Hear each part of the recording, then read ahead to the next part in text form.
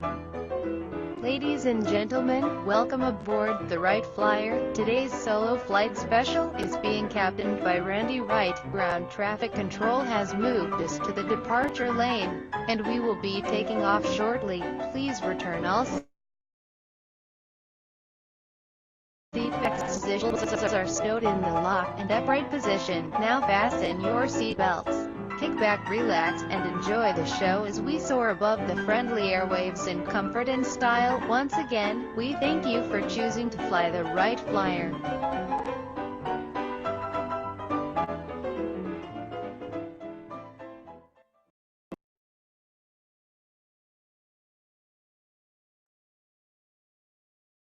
Ladies and gentlemen, welcome aboard the Wright Flyer. This is your captain speaking, and I would like to take this opportunity to personally welcome you to this solo flight special edition of our state-of-the-art radio program. We know you have a choice when it comes to your radio listening pleasure, and would like to thank you for choosing to fly the Wright Flyer. What's more, we're confident that no other radio program or venue will fly you over the friendly airwaves in as much comfort and style, nor leave you with an indelible yet pure sense of enlightenment, quite like we can here at the Wright Flyer. Now that you're aboard, please be seated, fasten your seatbelts, kick back, relax, and enjoy the show. We've taxied to the departure lane and are awaiting takeoff clearance from air traffic control. While they go through that mindless, bureaucratic red tape and regimentation, I'm going to go ahead and delve into the pre-flight checklist because there is a lot of news and information to get to before I may indulge you with your in-flight entertainment. Well, folks, we have entered into the Christmas holiday season here in America, and this is meant to be a time of hope, a time of giving, a time for caring about our fellow citizens. And of course, that becomes all the more difficult when we see this wave of rash negativity surrounding the reports coming out of the salivating mainstream media.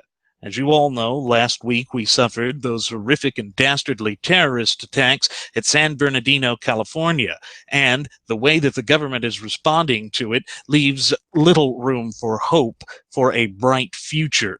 However, I think it's important to look back at the long and illustrious history of the United States in order to draw inspiration, to find the key that is necessary for us to gain hope and perseverance, because that is what America needs to succeed and to pull through these dark times that are currently afflicting us as a nation and people.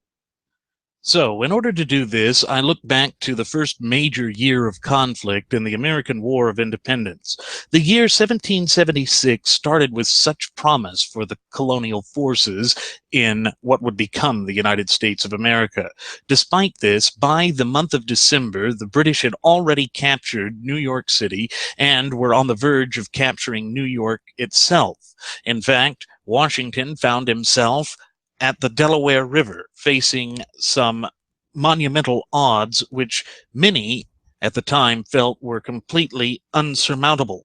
Nevertheless, Washington had determined that the colonial forces, who were suffering from extreme low morale at that point, needed to end the year with a positive, swift, and decisive victory. So, on the evening of December 25th, 1776, that's right, folks, Christmas night of 1776, George Washington set about the unprecedented and dangerous task of fording his army across the Delaware River, which was ice-choked at the time, in order to mount a surprise attack on the elite German mercenaries known as the Hessians, who were in the employ of the Crown of England at that time.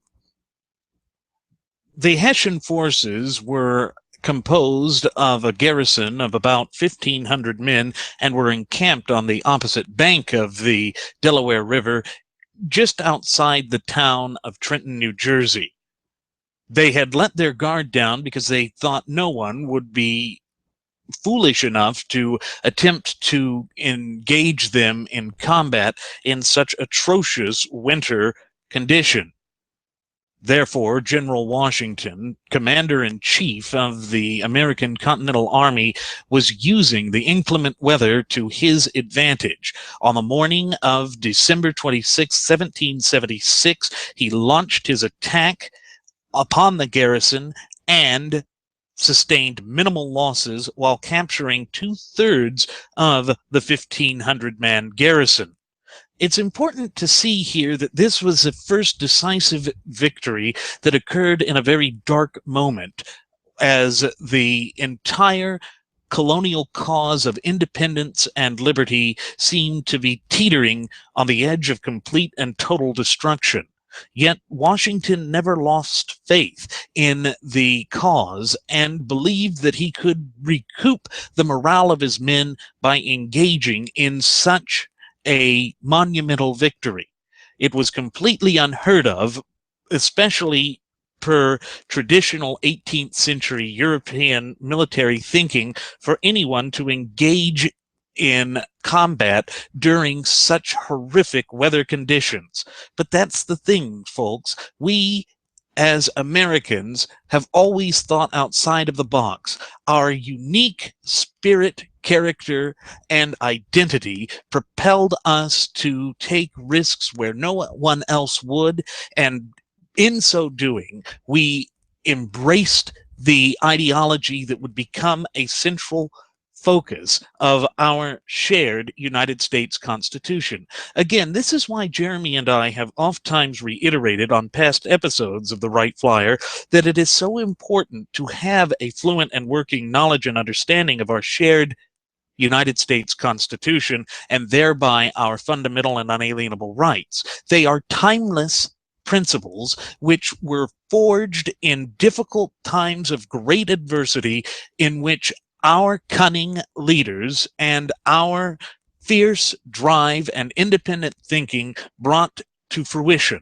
That is the type of character traits that we should be embracing in this time, especially after the Islamo-fascists have redoubled on their efforts to completely annihilate our way of life. Folks, that is what these Islamo-fascists are opposed to. They are opposed to the fact that we don't bow to their strange religion that worships at the altar of a false moon god, that believes in individual liberty and self-accountability, self-responsibility, and self-determination. The entire purpose of Islam is to bow down and submit to the will of Allah, and the entire focus of the religion is upon promoting and propelling this collective thought and identity with respect to the teachings of the prophet of the sword. That is the determined enemy that we are facing now. But I believe that the American people still have the resolve that they did back in 1776. You know, it wasn't the only time during the Revolution that we thought the cards were stacked against us, that we couldn't pull through, and that even Congress was beginning to lose faith in General Washington's ability to lead. After all, Washington had suffered many defeats on the battlefield, yet he continued to persevere, believing in the purity of the cause, believing in the purity of his men and their ability to turn the tide. That was the type of perseverance that we need to embrace right here and now. It is the type of perseverance that will propel the United States back to the lofty heights that we have achieved in the past. This is the part of our character that every enemy that we have faced in our long and illustrious history has underestimated about the American people. They disregard that we have overcome adversity from the very outset of our country, and that we are prepared to do whatever is necessary to secure our fundamental and unalienable rights, because we understand that this is the greatest birthright and inheritance of any people on earth. We have the longest contiguously running constitutional document in world history, and that is not something to take lightly. Very few countries could ever claim that they have created such a perfect representative Republican form of government that is constitutionally endowed as we have here in the United States. That is the type of spirit that was forged in those long years of war in which we stood our ground against the most advanced, most powerful military force known to man. And remember, they looked down upon us. They considered us nothing more than farmers with pitchforks. We were the upstart colonials that didn't know their place, and they had sent the bulk of their army to remind us who it was that was our master. But truth be told, our founding fathers followed a much higher power than that of the crown. They understood that sovereignty rested in the hands of the people, to be delegated to the government via these social compacts and contracts known as constitutions. And you see the way that this is developed by the people delegating certain authority to the governments of the several states through state constitutions, and then again to the limited federal government via the selection of delegates who then voted on whether or not to ratify the United States Constitution.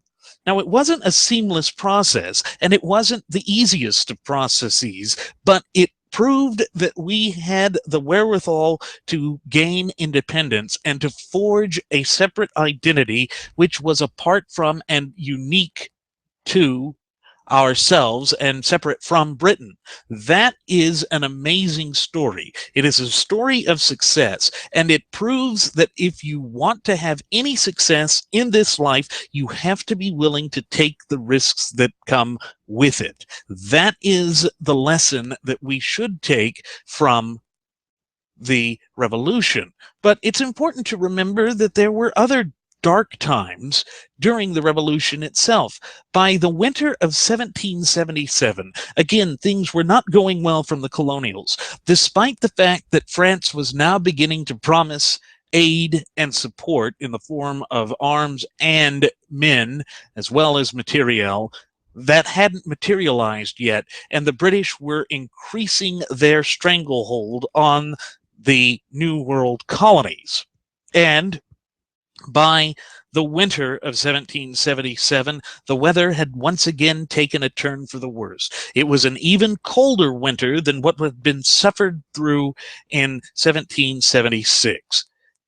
Washington decided to camp his men at the town of Valley Forge, the area of Valley Forge, and during that time, he actually lost 2,500 men because of just the brutal and horrific conditions that existed at the time. And, you know, it was a difficult point for the colonial forces because they were on the brink of starvation, they were out of materiel, and they weren't winning battles. But there was a silver lining to this dark period for the colonial forces of America. During that time, they received the much-needed military training that would allow them to stand toe-to-toe with the best-trained military force the world had ever seen. And they received this in the form of a man who claimed to be a baron from Prussia, Baron Frederick von Steuben. He trained and drilled the American men until they were ready to stand toe-to-toe with British regulars in the line of war, one of the most difficult forms of combat that had ever been devised. Because of the state of firearms at that time, although we did know that the Minutemen carried the vastly superior Kentucky and Missouri long rifles, which had rifling. In other words, there were grooves in the barrel that would put a spin on the musket ball, much like a spiral that is thrown with a football, increasing the distance of it. However, your regular forces carried smoothbore muskets, and therefore the musket ball would bounce in the barrel as it was being projected out, and that decreased accuracy. Therefore, the regular forces would form a line of battle in which they would stand toe-to-toe with their enemy, and firing at close distance, close range, they would engage in combat until one side or the other abandoned the field of battle. And this was also done because of the way that the gunpowder was at that time. Black powder produces a heavy, suffocating smoke that can blind a battle, and that's also why you see the bright colored uniforms. It's why the British regulars wore those redcoats and were known as either redcoats or lobsterbacks. But because of the training that the American forces had received during the winter of 1777 at Valley Forge by this man who claimed to be a Prussian baron, they were able to stand toe-to-toe with the British regulars. Now, von Steuben is an interesting man and figure in America's long and illustrious history. It turned out he was never a baron, and he was just a low-ranking military soldier in the forces of Prussia. Nevertheless, he had delivered what he had promised, and George Washington promoted him to the rank of general, and he served with valor and honor alongside the American forces during the remainder of our War of Independence. So the lesson that we can take from that is, even in the darkest times, the colonial army found the strength to persevere. And this ultimately defined some of the greatest characteristics of the American spirit and identity. Again, this is part of our heritage. It explains why we have been able to overcome adversity at every point in our long and illustrious history. We were able to overcome the great divisions that gripped us during the war between the states of 1861 to 65. We were then able to rebuild our nation and march towards a brighter future with a stronger union. But we now face great challenges, as Jeremy and I have pointed to in past episodes of the Wright Flyer. We have an organized utopian socialist re-education attempt within all of our institutions of education, where the doctrine of historical revisionism has taken firm root, and they are teaching completely erroneous lessons about our founding fathers. They disregard the great perseverance and ability of the American forces to stare down adversity and overcome any of the challenges that were placed in their path. Instead, they try and paint them as these wicked souls who were attempting to steal the land from the Indians, to oppress black people, and to oppress women. That is all they teach. They don't teach about the fundamental natural law tenets that developed and were forged during this great conflict, which led to the greatest governmental document that has ever been penned by the hands of man. And that, of course, is our shared United States Constitution.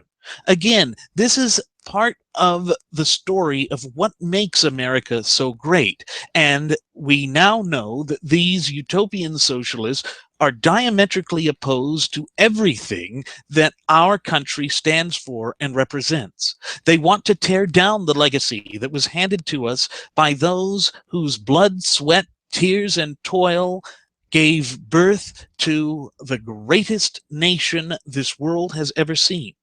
And they once again attempt to besmirch and belittle our shared heritage, culture, identity, and history. You know, you look at the type of balkanization that is occurring within the United States of America today, and you just have to wonder, why is it that they are attempting to pit American against American? Why is it that they are attempting to hyphenate our identity when we should be coming together more so than ever to face down the threat of Islamofascism, which looms over the horizon like a dark cloud of pestilence? Well, the reason is they want to fundamentally transform the country. That is why Obama went out on the campaign trail back in 2008 to claim that he desired above all else to fundamentally transform the United States of America. It's also why his wife went in front of the cameras of the salivating mainstream media and said that for the first time in her life, she was actually proud of her country. It shows that they were not proud of the accomplishments of these brave men and their wives who suffered through great trials of adversity and overcame them. Why? Because they don't believe in the type of natural law and constitutional system that these souls developed. Nevertheless, it cannot be denied that we do have the longest contiguously running constitutional document in all of world history. And that, again, speaks volumes as to the type of character and spirit that was developed in the fires of war and provided a hope for a brighter, better future based on our fundamental and unalienable rights. But again, the utopian socialists are hell-bent on destroying everything that is good and decent about the United States of America. This is why you see them attack the institution of marriage. It's why you see them attack our fundamental and unalienable right to keep and bear firearms. It's why you see a growing movement to silence the opposition and to destroy our fundamental and unalienable right to free expression. These are the dastardly and nefarious forces that we are facing right now in the United States. And because the leadership in this country is so feckless and weak, unable to call our enemies who they really are, our enemies are taking this opportunity to attack and flourish. That is why San Bernardino, California was able to happen. However, I think that we have reached a turning point. I believe that the American people will no longer tolerate the cancerous doctrine of political correctness that is hampering our ability to defend ourselves and to uphold our national security. I think the people will no longer tolerate efforts to flood our country with so-called Syrian refugees or to leave our southern and northern border porous so that illegal aliens may infest our country. The fact of the matter is we have a legal system for immigration, and I have no problem with those who follow the proper scope and application of the law to come here. But when we have a political ruling elite that completely ignore the laws and expect each and every one of us to follow those laws, we have the conditions for anarchy and chaos to spread throughout our land. Yet, I know that the natural law tenets that underpin our shared United States Constitution are timeless, and that just like General Washington was able to overcome the adversity that faced him during the American War of Independence, we will be able to overcome all of the adversity and obstacles that have been placed in our path. That is a message of hope that I think all Americans should embrace, because it proves that our best days are still yet to come. We must once again embrace who we are and not be ashamed to admit that we are Americans. The idea of American exceptionalism is not just some abstract notion. It can be seen in the pages of our illustrious history. Again, another winter camp in the year of 1779 shows an even worse winter than what the colonial forces suffered through at Valley Forge. George Washington had selected the town of Morristown, New Jersey, as the campsite for his men at that time.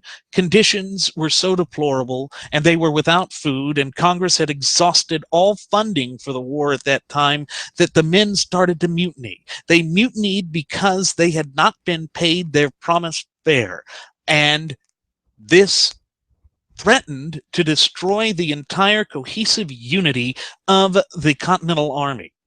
George Washington decided that he had to respond in swift yet stern fashion. And he was relentless in the way that he dealt with it. And what we see is that he required the mutiny participants, those who had engaged in open mutiny against the United States that they were forming, to serve as the firing squad in the execution of their leaders. And what this shows is that sometimes harsh action is necessary to achieve the ultimate goal. And in the case of the American War of Independence, it was independence. Folks, no matter what the left tries to say with respect to claims like those of Donald Trump that maybe we should impose a temporary moratorium on immigration from Muslims until we determine who it is that is actually trying to kill us, and until we can actually come to grips with the fact that we are at war with a strain of Islam, we will continue to suffer these setbacks. But again, it is not harsh as these left-wing utopian socialists are attempting to paint it as. It is not bigoted or hateful. And even if it were harsh, sometimes, as history proves, harsh action is necessary in order to preserve the sanctity and sovereignty of the nation as a whole. But again, we can see from the positions that they take in the immediate aftermath of these dastardly and nefarious terrorist attacks like that which occurred at San Bernardino, California, that the radical and extreme fringes of the left, which has completely overrun the Democrat Party, always assumes a position that is diametrically opposed to the benefit and well-being of the American people, who are the ultimate wielders of sovereignty in the United States. Again, we see that when Obama's press secretary, Josh Earnest, comes out and says that President Obama has no immediate plans at this moment to visit San Bernardino, he has shown a repeated pattern of visiting sites where gun violence has erupted. Folks, even after the great weight of the evidence comes out and clearly demonstrates that this is an act of Islamo-fascist terrorism, the regime attempts to go after our fundamental and unalienable right to keep and bear firearms again. It shows a complete disconnect by the political powers that be with respect to what is facing this country. And again, where is the gutless oppositional party, or GOP, in standing up for our fundamental and unalienable rights? Well, unfortunately, they are once again showing and demonstrating their tried and true pattern that they have shown ever since Barack Hussein Obama assumed the reins of political power in the United States back in January of 2009. They are bowing down to him because of the fear of the politically correct media and being labeled as racist, bigots, and hateful souls. Folks, we have got to overcome this fear of being called racists and being told that we are callous, cold, and uncaring individuals. That is nothing more than a propagandistic trick right out of the pages of Saul Alinsky's Rules for Radicals in an attempt to push this utopian socialist agenda that has no place in the United States of America. As I have stated before, socialism is diametrically opposed to the Constitution. And as per Article 6, Clause 2 of the United States Constitution, what is known as the Supremacy Clause, we know that the United States Constitution itself forms the supreme law of the land. Unlike what a lot of these historical revisionists would have you believe, the United States Constitution is not just a set of mere guidelines. It is actually the supreme law of the land. They attempt to misconstrue the meaning of the clear and concise language that is contained within the four corners of our shared United States Constitution. They attempt to twist and play a game of semantics, twisting the meanings of words in order to make it fit their grotesque ideology. Yet we know what the truth is, and that again is why we here at the Wright Flyer always say that it is so important for you to have a fluent working knowledge and understanding of our shared United States Constitution, and thereby our fundamental and unalienable rights. It serves as a litmus test to provide you a filter so that you can get rid of the lies, so that you can cut through the morose of malicious and hateful lies that is perpetrated and peddled by the left, and to find the truth. And by finding the truth, you are empowered to act for yourself, to help preserve those natural law tenets that make this country so great. Now, of course, everything that I'm saying right now would be deemed politically incorrect. And I have to tell you, I simply do not care. We can see, as a direct result of what had happened in Paris last month and what has happened in San Bernardino, California, that the doctrine of political correctness actually has gotten people killed. Remember, folks, the neighbors of that terrorist couple, Saeed Farouk and his Pakistani born wife, Tashfeen Malik, had wanted to report some suspicious activity that had been occurring at their home, such as receiving packages at odd hours and also seeing groups of Middle Eastern men lingering around the house at odd hours. It has also been reported that this neighbor saw the Farouks working in the garage where it was found to be later an IED factory at all hours. Yet she didn't come forward and report her concerns to the authorities because she was afraid of being labeled an Islamophobe. See, folks, this is once again the doctrine of political correctness rearing its ugly head and putting the lives of countless Americans at extreme risk. And because she was so afraid to come out and report this, it shows that the American people, at least in some quarters, are more afraid of governmental retribution than the dastardly attacks that have occurred, because they know that the terrorists will come and go. But with the government, they are always there. They are always looming over us with their tyrannical and oppressive methods. And we can see that the doctrine of political correctness has been ingrained in the American psyche as it has been thrust upon us for generations now. And this is all a part of the radical and extreme left-wing takeover of our education system here in the United States. We cannot deny that this is a true and dangerous phenomenon that is facing us here in America. It has plunged us into great depths of depravity and has begun unraveling the very foundation and societal fabric that makes up the United States. And we know that this is true because we have seen the way that the education system has attempted to demonize and vilify not only our founding fathers, but that greatest birthright that each and every one of us have inherited as either natural born or naturalized American citizens. And of course, that of which I speak is our shared United States Constitution. That document is so sacred and important because it contains everything that makes us a good and decent country. It explains who we are, not only as a government, but as a people. And as Jeremy and I have oft times repeated on past episodes of the Wright Flyer, we, the people, are the ultimate wielders of sovereignty in the United States.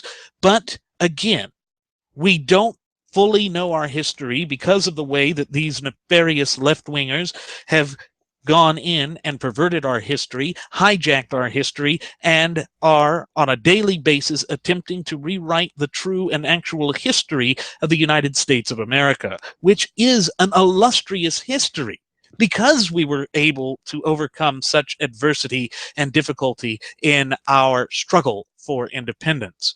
But again, these radical utopian socialists disregard that in totality. They don't care about the sacrifices that were made to bring about this, the longest running constitution in the face of the planet.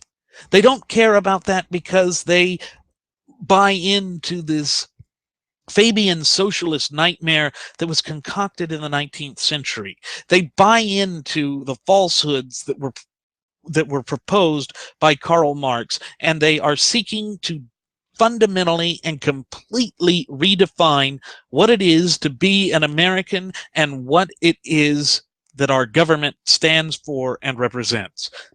These are the challenges that present themselves to us right now. And that is why I go back and point to the hardships of our War of Independence.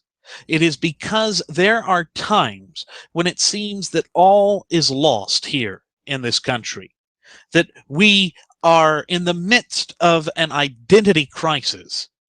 And when we face such difficult times and crises in our country, it's important for us to pause for a moment, to take a step back and look at our history, the true, unadulterated history of the United States that hasn't been tarnished by the wicked fingers of historical revisionists who are hell-bent on completely redefining the United States of America, our Constitution, and our people.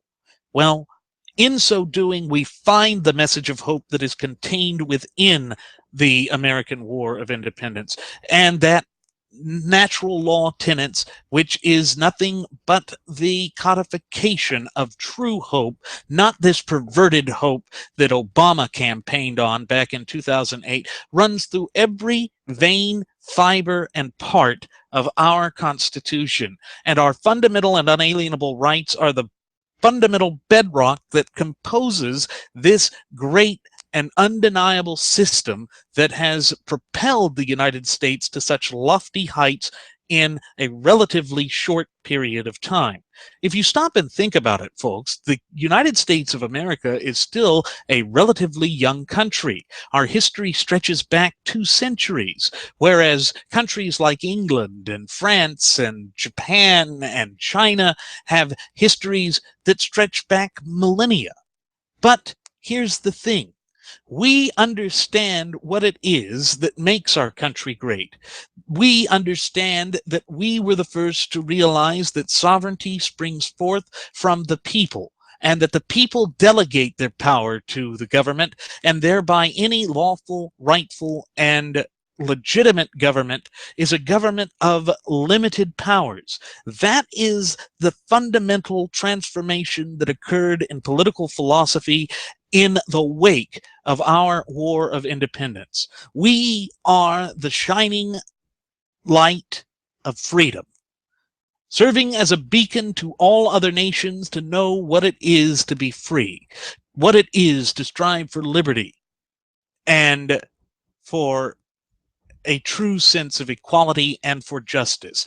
That is what was forged in the fires and flames of war, and that is why our founding fathers were so willing to fight for as long as they did and for as hard as they did. They put everything on the line to ensure that we would have this great country, and they believed that these natural law tenets, which underpin our entire constitutional representative Republican form of government, are timeless. They wanted it to be handed down from generation to generation to ensure that liberty would never vanish from the face of the planet.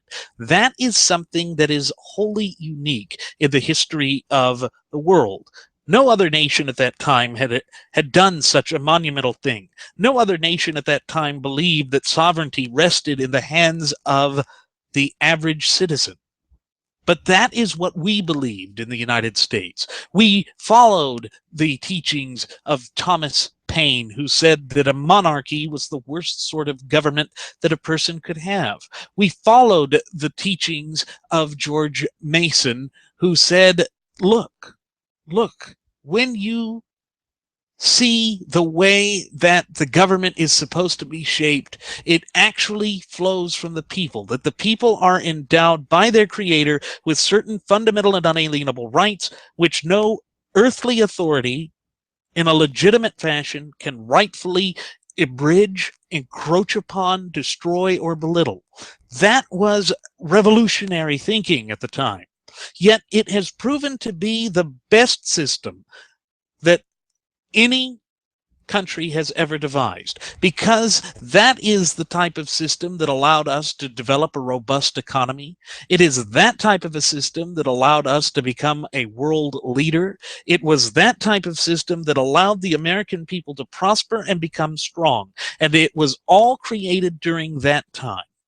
And therefore, that is why I say it is important from time to time to go back and look at the true, illustrious history of the United States, because in so doing, we can draw inspiration and find the resolve necessary in order for us to persevere through these dark and dangerous times that we are currently encountering.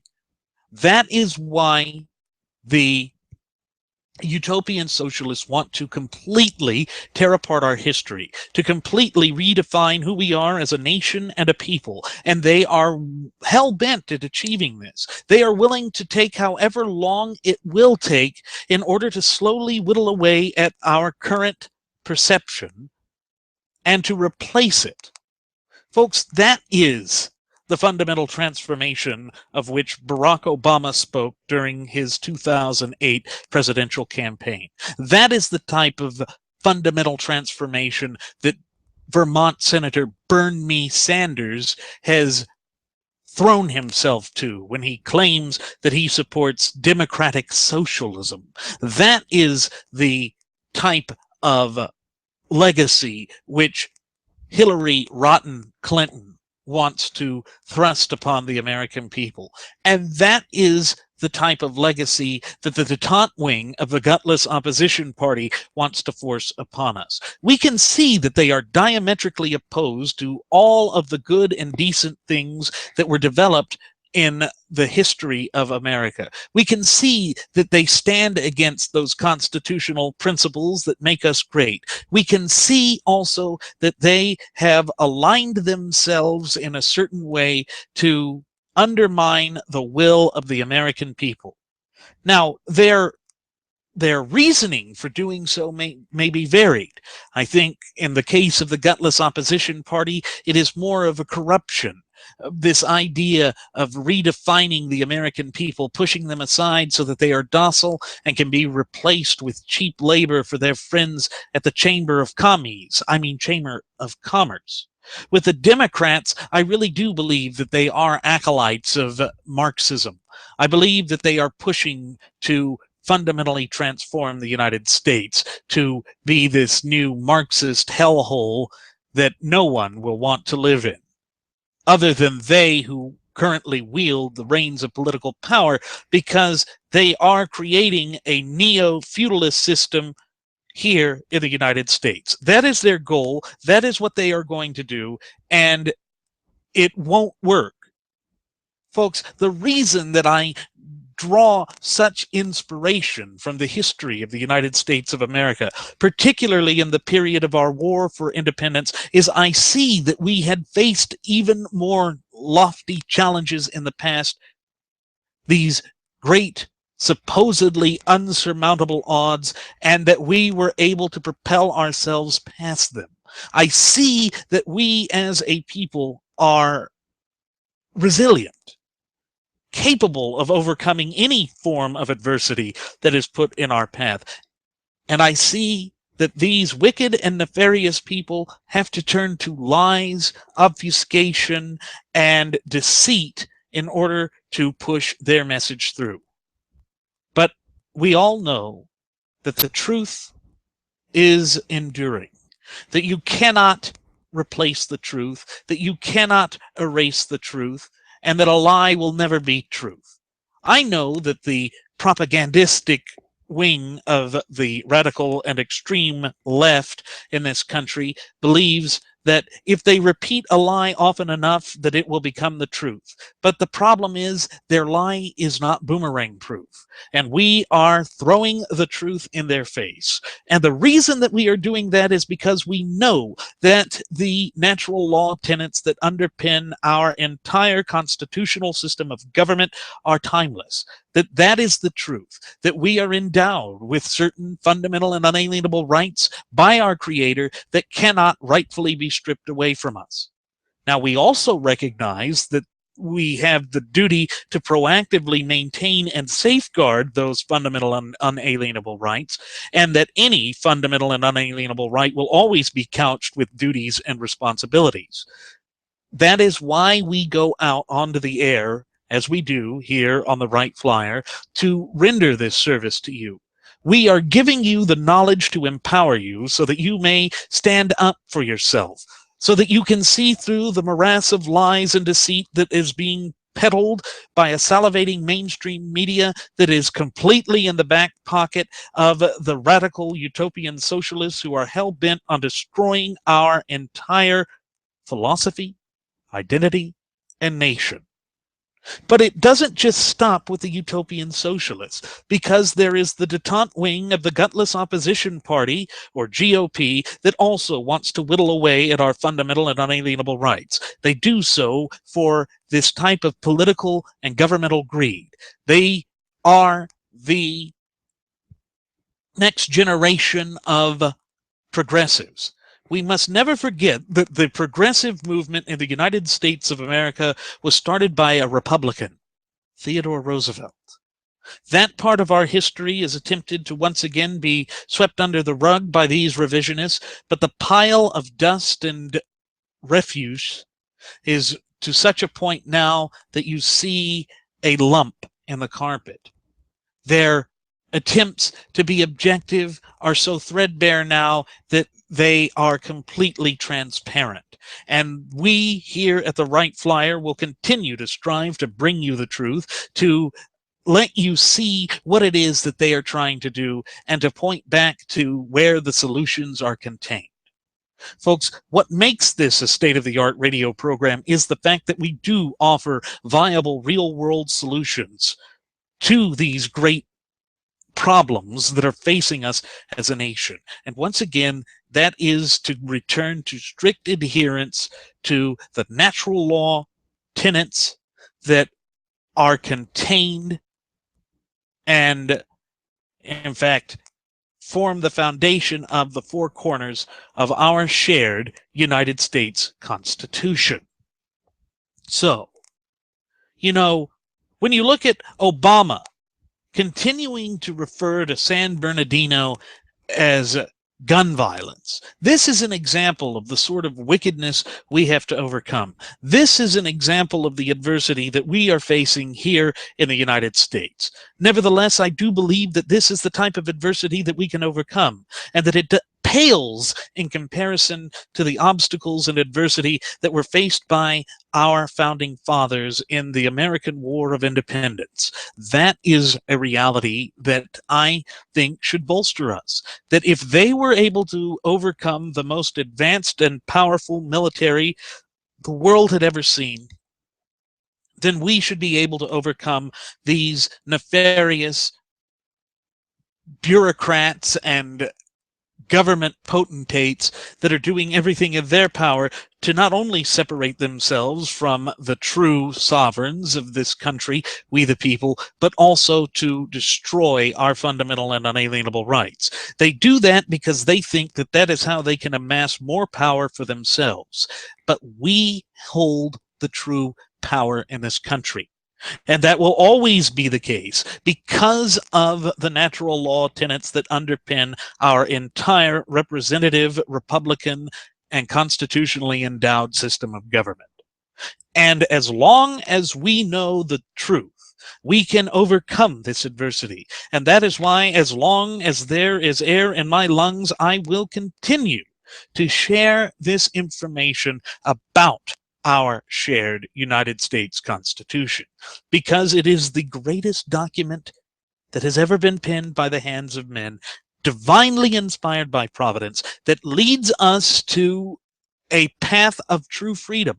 And when we embrace that, we will see a renaissance spark up here in the United States, the likes of which this nation and indeed the entire world has never seen before. Because if you think that the Renaissance period that existed right after the medieval period was a great Renaissance, just wait and see what happens when we once again embrace our constitutional ideology and identity and wash away all of this utopian socialist muck that has been holding us back. Because it will be so inspirational, because nothing can hold back the true caliber, character, spirit, heritage, and identity of the American people. That is a great truth that we must all embrace. And it is there to be seen in our history. It is there to be seen in our foundational documents. And when we embrace this truth, no one can stop us. That, again, folks, is why Jeremy and I say that it is important for you to have this fluent working knowledge and understanding of our shared United States Constitution and thereby our fundamental and unalienable rights. It empowers us to prevent the further encroachment by the forces of tyranny, despotism, and oppression from marching against the United States Constitution, against the identity, spirit, and heritage of the American people, and against our will, our desires, our hopes, and our aspirations. We must draw inspiration from our history because our history is truly inspirational. We must be willing to continue to have hope, not this bastardized version of it that Obama used to weasel his way into office in 2008, but the true hope that resonates in the hearts of men and women everywhere. Those natural law tenets that we all have the fundamental and unalienable right to life, liberty, property, and the pursuit of happiness. That is what makes us great as a nation, as a people, and as a governmental philosophy. Our Constitution is not some antiquated thing because our Constitution is timeless by its very nature. In other words, it cannot become outdated. In other words, it cannot become quaint or antiquated as these utopian socialist progressives would have us believe. And that is why they are once again redoubling on their efforts to tear our country apart, to destroy our heritage and our history. But folks, know for a fact that we are providing the truth, and the truth will always set us free. That is what we should all embrace as a nation. We should all be looking forward to the future because we know that they cannot succeed. Ultimately, truthfully, they cannot and they will not permanently succeed. And you can see this type of nefarious nature with respect to not only the utopian socialists, but the detente wing of the gutless opposition party by what Jeff Sessions has told Breitbart recently, that Paul Ryan is going to shove down funding for Obama's so-called Syrian refugee resettlement program.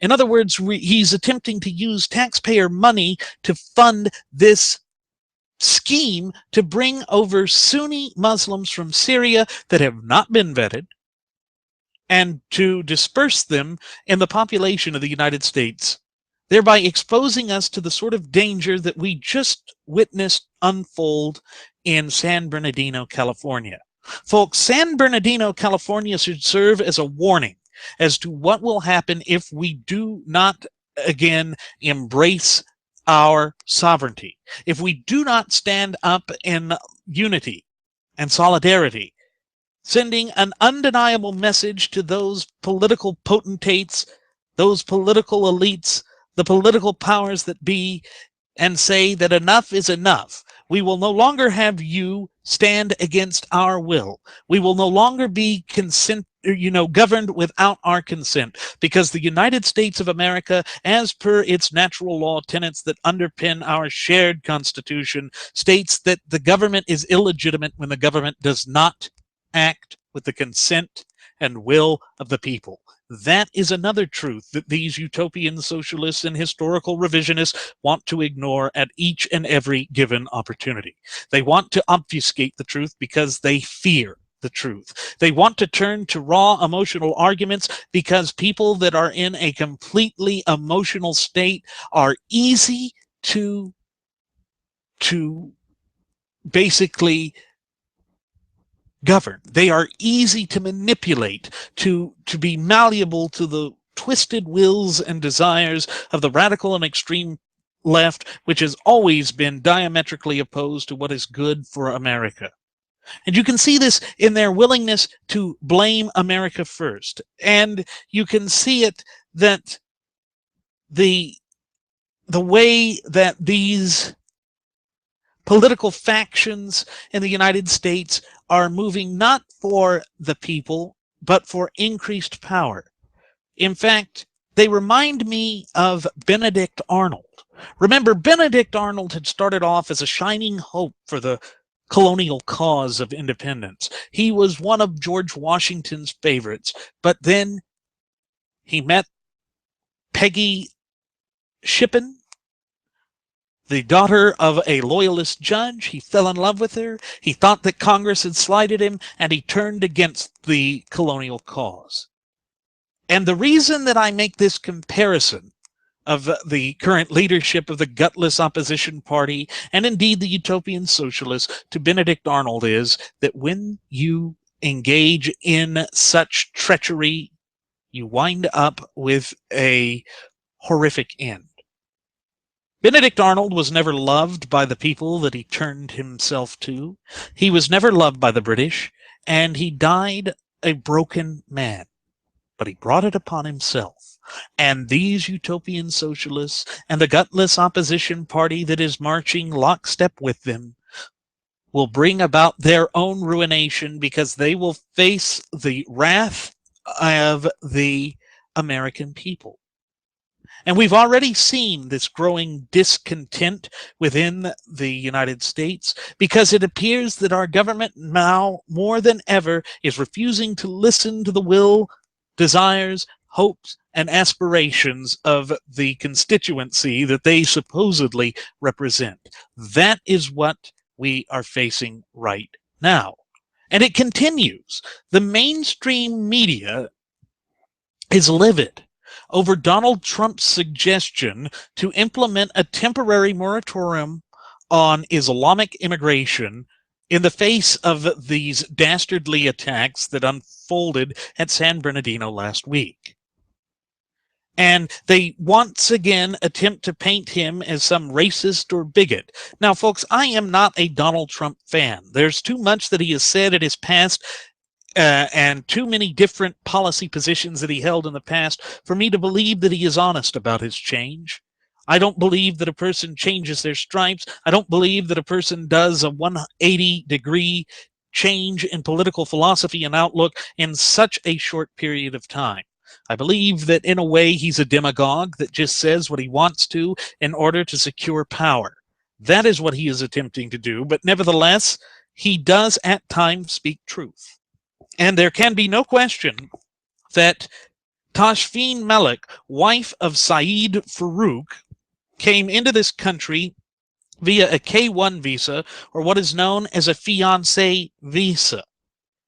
And that the government completely missed the fact that she had placed a false address on her visa application, that she had been reaching out to Islamo-fascist organizations, that they had been speaking to each other, they being Tashfeen and Saeed, about committing acts of jihad within the United States. This was all completely missed. All of it. This, despite having the NSA bulk data collection snooping program in full effect at that time, because it was 2013. They missed the fact that both she and Saeed Farouk were reaching out to known Islamo-fascists. And then, of course, the Obama administration once again wants to look at this as a gun violence issue that is facing the country.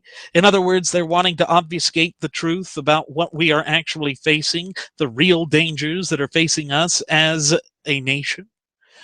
And they want to say that it's just ready access to these so-called weapons of war that they want to ban. And then they want background checks. Well, it turns out that Enrique Marquez Jr., the former neighbor of the Farouks, and in fact, he's a brother-in-law to Saeed Farouk, and I'll get into that in just a little bit, but he was the one that bought the firearms for the Farouks, and he did this years ago, and he transferred the firearms to the Farouks without following California's transfer paper law. So once again, all of those anti-gun or so-called common sense gun regulations that Obama wants to force upon us at a federal level were in place in California, and it didn't stop a blessed thing. See, folks, once again, what they are attempting to do is punish decent, law-abiding American citizens. In other words, they are moving to attack the fundamental and unalienable rights of the true sovereigns in this country. And they do it because they are seeking to gain political power at our expense. That is the nefarious truth that, once again, the historical revisionists won't teach. And it is also something that the salivating mainstream media that has been in the back pocket of this Obama regime ever since he assumed the reins of power back in January of 2009 will not tell. They won't tell it because it goes against their propagandistic message, their agenda. And as I have frequently stated on past episodes of the Wright Flyer, their agenda is diametrically opposed to the wants, wills, and desires of the American people. You see, folks, what they are pushing for is a type of system that has no place in a free society. They are pushing for this radical, twisted, left-wing ideology that merely spreads misery for everyone. And they expect for us to just sit down, shut up, and accept it. They think that they can steamroll us with this, that they can just bowl us over and move forward full steam ahead by radically and fundamentally transforming everything about this country.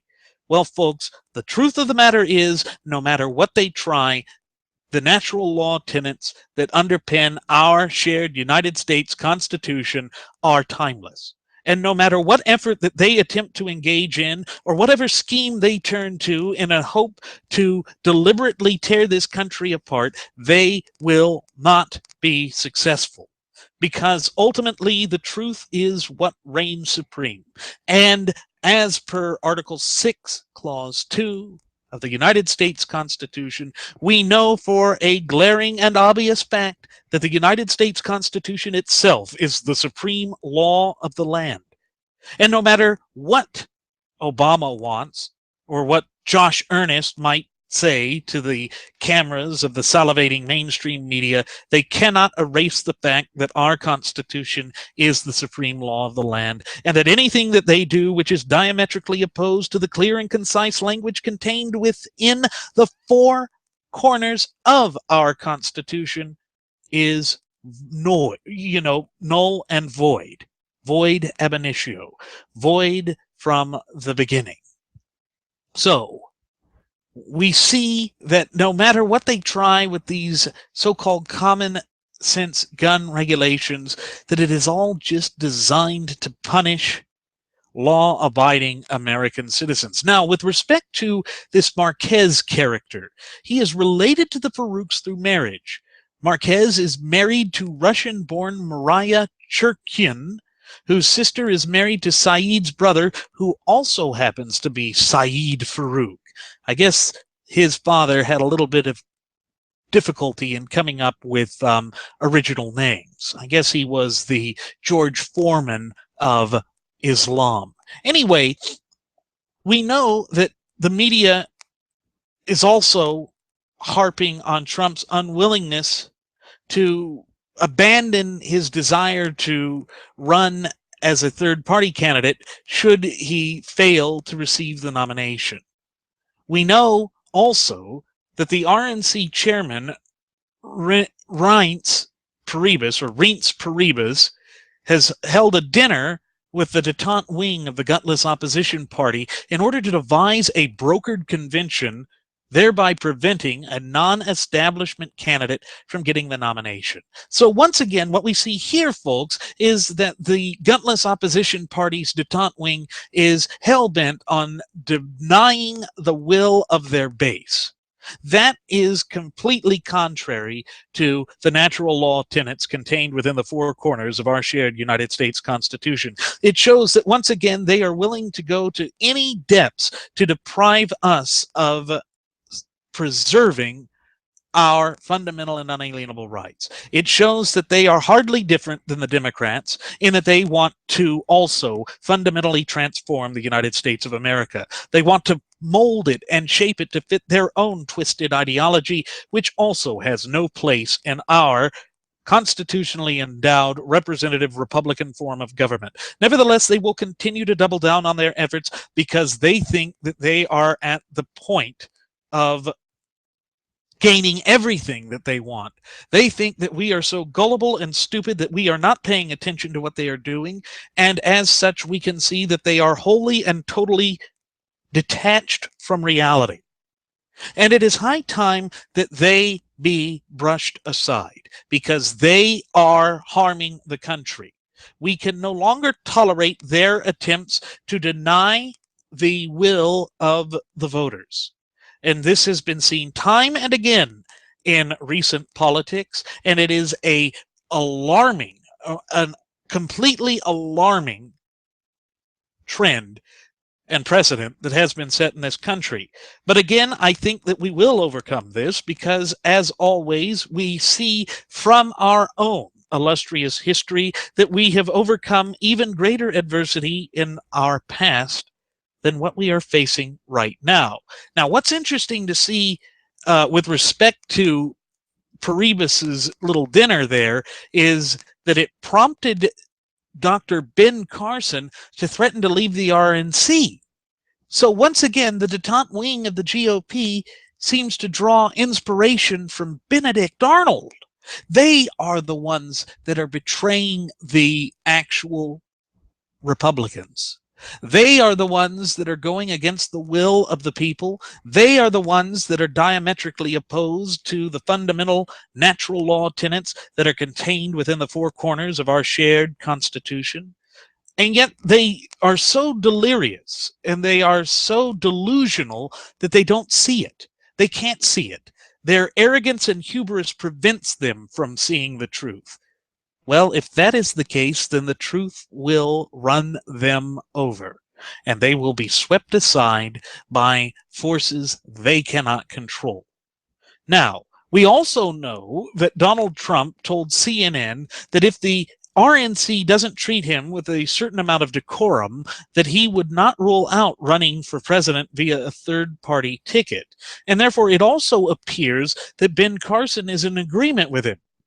Ted Cruz, when he was pressed by the salivating mainstream media to answer the question of what he thought with respect to Donald Trump's unwillingness to deny running on a third ticket, he said that the important question which should be asked is whether the establishment would back a non-establishment candidate. Well, judging by the RNC's dinner that was held just a few nights ago, it is evident that they will not.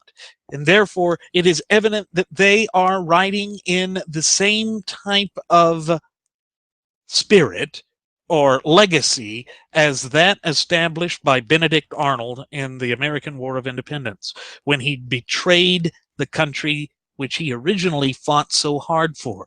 You see, folks, again, this is why I turn to the annals of our illustrious history here in the United States. It gives us examples to see who and what is actually working in favor of the American people, who is out to help the American people. And it is quite clear that it is not Paul Ryan or Mitch McConnell or Reince Priebus or any of these so-called Republicans that are tried in the wool detente members of the gutless opposition party. And I'm going to throw out my own congressman's name here, that being Bill Flores. Bill Flores has put out an ad saying that he is going to work with Paul Ryan to secure this country. What? Bill. Paul Ryan is in bed with the Obama regime. Paul Ryan is John Boehner Jr. No. You are once again abandoning your commitment to your constituents, showing that you are a part of this detente wing of the gutless opposition party, and that, in fact, you are not a solution. Rather, you are a major part of the problem. And therefore, we will do whatever is necessary to ensure that you do not retain the reins of political power, because you are taking a position that is diametrically opposed to the wants and desires of your constituents. And that is a dangerous position for any politician to take, especially in the climate and atmosphere of politics today. here in the United States, because we are tired of being lied to by the political powers that be. We are tired of them marching in lockstep, giving the Obama regime everything that it wants, when we know for a fact that the Obama regime is diametrically opposed to the natural law tenets that underpin our shared United States Constitution. These are the facts. These are the truth. And yet, Congressman Flores, Speaker Ryan, and Senate Majority Leader Mitch McConnell, you are standing on the wrong side of history. You are standing in stark opposition to the constituency that put you in office. You are thumbing your nose at the true sovereigns in this country, and that is a recipe for disaster. Yet you are so arrogant and haughty that you do not see it. You will cut your nose off despite your face. Now, why would you do that? Why would any sane or rational person do that? It's beyond me. But it is the problem that we are facing in this country. And it is why people are disillusioned and alienated when it comes to politics. Because they feel that their elected leaders are not representing them, and truth be told, their elected leaders are not representing them.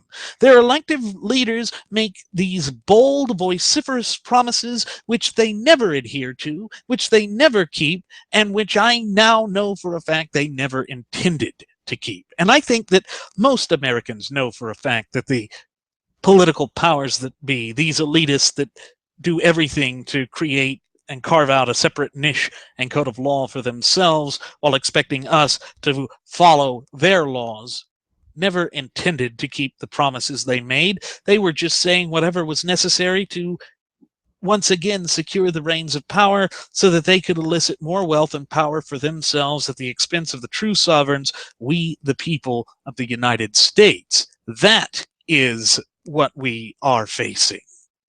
You know, the mainstream media is also coming after Ted Cruz again because he said that he wouldn't change his vote on the NSA snooping program. And Marco Rubio and El Jefe Jeb Bush think that this has given them an opening to attack Cruz. And we can see that their point of view is that we just need to violate American citizens' Fourth Amendment right against unreasonable searches and seizures, that they just want to work around this warrantless thing. And, you know, despite the NSA snooping program and other governmental surveillance programs, all of the connections that were there and all of the red flags that rose up before this horrific terrorist attack at San Bernardino, California, were missed. And the Farouks were never on the government's radar. Still, Jeb Bush continues to contend that no rights were ever violated by these programs, and that constitutionalists who are concerned about government encroachments are making the country less safe. It's not a violation of civil liberties. There's no evidence, not a shred of evidence, that the metadata program has violated anybody's civil liberties. The first duty of our national government is to protect the homeland, and this has been an effective tool, along with many others, and the Patriot Act ought to be reauthorized. Why would we need to reauthorize the Patriot Act as is, El Jefe? And come on, El Jefe, all you have to do is look at the Fourth Amendment to know that, yes, that engaging in these types of searches and seizures of information without first obtaining a warrant supported by oath or affirmation based on probable cause is a direct violation of the Fourth Amendment. We don't just automatically assume that American citizens are out engaging in nefarious and criminal activities. That goes against everything that the Constitution stands for and represents. But that doesn't seem to cross El Jefe Jeb Bush's mind. But, you know, despite all of the evidence to the contrary, Jeb has once again doubled down on this ridiculous line of thinking. He wants to project this image that he has somehow been oh, I don't know, endowed with experience from his father and brother, and that somehow that qualifies him to lead in this war against Islamofascism? I mean, it's beyond belief, but he even has an ad that harps on this, saying that those of us that believe that the Constitution should be adhered to make it less safe. And he was primarily going after Republican Senator Ted Cruz with this. When the attacks come here, the person behind this desk will have to protect your family. Will he be impulsive and reckless like Donald Trump? Will he have voted to dramatically weaken counterterrorism surveillance like Ted Cruz? Will he have skipped crucial national security hearings and votes just to campaign like Marco Rubio? 27 generals and admirals support Jeb Bush because Jeb has the experience and knowledge to protect your family. Oh, it's enough to make you want to barf, because it's not true. Jeb Bush doesn't have any experience. He's just been the governor of Florida, and he wasn't even that, good at that. Jeb Bush just thinks that because of his name that he can just waltz in to the office of President of the United States. He thinks that the American people will just lovingly embrace him in light of these terrorist attacks. Well, the problem is that his brother wasn't staunch enough or hard enough on the Islamofascists that attacked us. Remember, this whole idiotic notion that the religion that follows the prophet of the sword is the religion of peace, that was devised and said by his brother in the aftermath of 9/11. Again, it shows that he is an adherent of the cancerous doctrine of political correctness, and that is the last thing that we need in America right now. Nevertheless, he will bow down to that. And of course, it's funny that he was attacking his little protege there, Marco Dubious Rubio, who has come out and said that those of us who believe in following the Fourth Amendment to the United States Constitution, requiring that the government get a warrant and have it supported by probable cause, are making the country less safe. I mean, you cannot make this stuff up either. Gathering capabilities to disrupt plots. It's one of the reasons why I was opposed to this law that even some of my opponents running for president voted for. This USA Act that passed a few months ago. It took away the right to collect metadata, which means that we can now not access the phone records of individuals that we either suspect of being involved in terrorism or who carry out an attack to see who they were coordinating and talking to. Hey, news flash there, old Marxist Rubio. The government doesn't have rights. Governments cannot have rights. Only people have rights.